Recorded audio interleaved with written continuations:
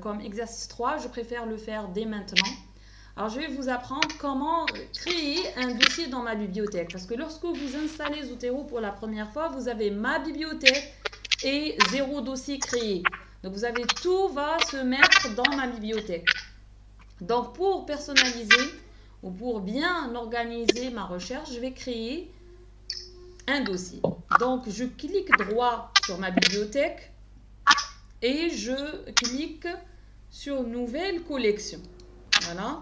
Alors, je vais nommer mon dossier. Donc, vous le nommez comme vous avez l'habitude de le faire sur l'explorateur. Donc, un nom de dossier, par exemple, je vais l'appeler Atelier Zotero avec la date d'aujourd'hui.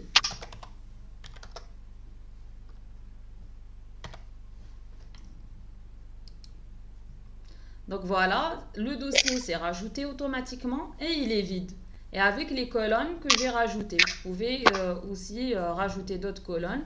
Mais je laisse comme ça. Donc, j'ai l'essentiel, l'auteur, l'éditeur, l'année, le titre de document et le titre. C'est déjà pas mal. Maintenant, je reviens au navigateur. J'ai préparé mon terrain. Voilà ma première collecte. Je suis à l'étape 0. À l'étape où l'encadreur m'a donné mon sujet de thèse avec des mots-clés. Donc, voilà comment on fait. On cherche bien sûr au départ, vous devez avoir au moins un compte sur SNDL, vous devez avoir au moins votre compte sur le SearchGate, Google Scholar, donc tout ça, vous devez le faire dès votre première inscription. Donc c'est des réseaux sociaux qui sont très utiles en recherche scientifique, donc tout chercheur doit les posséder et doit les avoir. Ça permet de faire une recherche justement des articles scientifiques.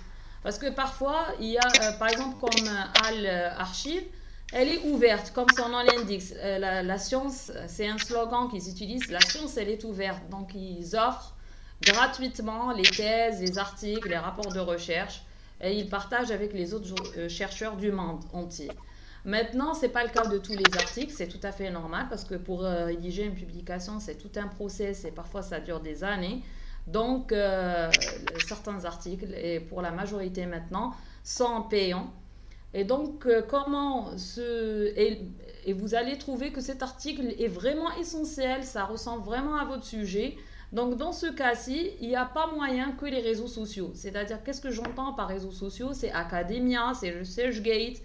Même les groupes sur Facebook, il en existe pas mal. Et vous pouvez demander une aide avec vos collègues sur les réseaux sociaux et ils peuvent vous chercher le document en question parce que certains en possèdent des comptes où l'accès à la documentation est déjà payé par leur laboratoire ou leur université et donc ça peut vous faciliter la tâche.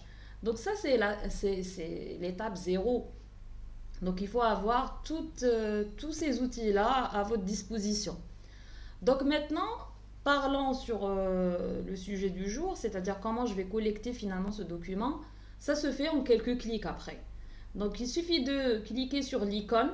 Donc, vous voyez très bien, il y a une bulle qui s'affiche. Save to Zotero. Donc, je clique dessus, pardon. Et donc, vous remarquez que là, il enregistre directement où il enregistre votre document dans le dossier qu'on vient de créer avec son titre et il est en train de charger pour vous le PDF, même si je ne l'ai pas fait. Donc là, c'est le PDF. Je devais le télécharger et ensuite le classer avec les autres. Donc tout ce travail bien fait, il se fait automatiquement. J'ai juste maintenant à vérifier s'il a bien fait son boulot. Donc là, il m'a bien ramené le document. Je vois bien l'auteur. Il s'agit de thèse et de l'année 2017. Si je clique sur la flèche, la petite flèche, je vois très bien mon document PDF qui est rapatrié directement avec le titre.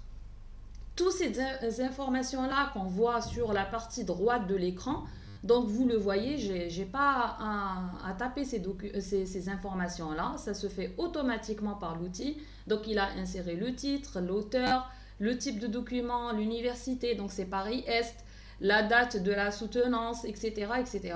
Donc toutes ces informations-là se sont rapatriées automatiquement sur l'outil. Alors regardez très bien pour les marqueurs aussi. Donc j'ai 25 marqueurs, c'est-à-dire 25 mots-clés uniquement générés automatiquement par l'outil ou recensé automatiquement par l'outil à partir du document et à partir de cette page portail qui a servi pour la présentation et la description du document. Vous voyez, donc tout ça, ça s'est fait en 2 clics uniquement. Et j'ai tout ça qui est déjà recensé pour vous. Voilà pour la première référence. Donc, vous faites la même chose avec moi. Donc, vous allez chercher, vous avez le Word à votre niveau.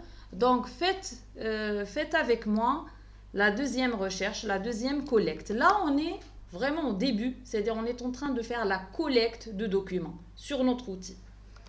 Donc, faites idem. Donc, vous copiez le lien ou bien vous tapez le titre, c'est à vous de voir. Vous